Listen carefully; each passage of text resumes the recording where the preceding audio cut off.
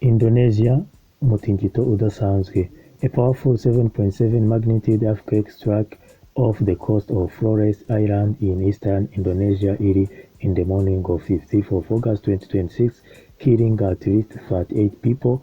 The shallow undersea tremor struck at approximately 5 a.m. local time at a depth of 10 to 15 kilometers, collapsing numerous homes, healthcare facilities, and port infrastructure across the East Nusa Tenggara province.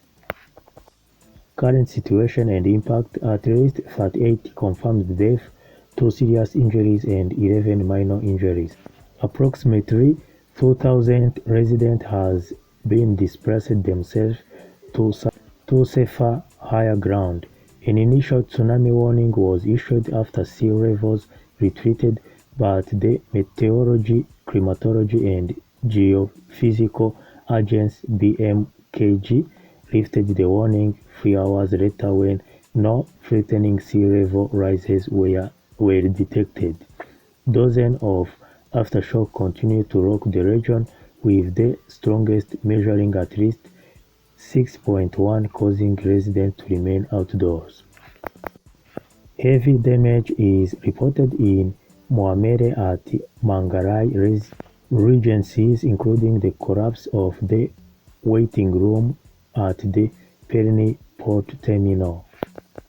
Landslides and severe traffic congestion has been completely blocked. Road access to Nagakeo, the region's closest to the epicenter. Widespread power outage and communication are severely hindering search and rescue teams trying to reach remote mountainous areas. Umutingito uri ku kigero cya 7.7 ukaba wakubise akarwa kitwa Flores gaherereye mu burasirazuba bwa Indonesia mu gitondo cyo 15 z'ukwa munani 2026. Abantu 38 bakaba bahise bapfa. Umutingito ukaba watangiye saa 10:58 z'igitondo. 11 bakaba nabo bakomeretse.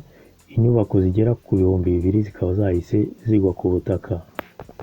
Ikigo gishinzwe ibijyanye n'imiterere y'igihe ndetse n'ihindagurika ry'ibihe BMGK cyo muri Indonesia kikaba cyari cyavuze ko hashobora kuba tsunami cyangwa imihengeri ivuye mu nyanja, ariko nyuma y'amasaha make kikaba cyakuyeho izo mpungenge. Abaturage bakaba bagiye bimuka bahungira ku misozi ndetse benshi bakaba bahunze amazu yabo. Thank you for your time. If you have any suggestion, recommendation, or comment, don't forget to like and subscribe. Wakoze kubana nanjye, igitekerezo cyanyu mwanditse muri comment. Iyo kandi like and subscribe, barakugira byiza.